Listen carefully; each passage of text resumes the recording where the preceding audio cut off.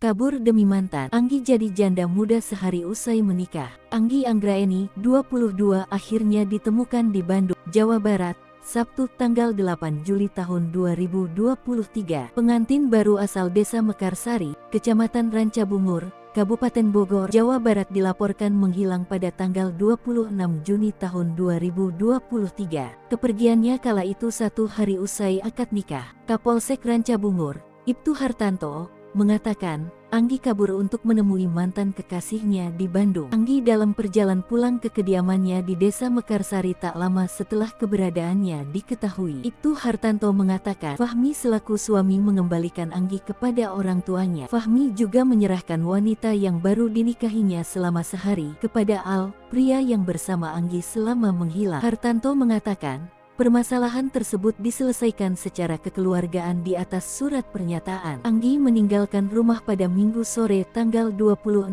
Juni tahun 2023 dengan alasan ingin mengambil ayam geprek yang dibelinya dengan sistem cot di depan gang rumah. Anggi akhirnya ditemukan di Bandung, Jabar, Sabtu tanggal 8 Juli tahun 2023. Wanita ini ternyata sengaja kabur untuk menemui mantan kekasihnya.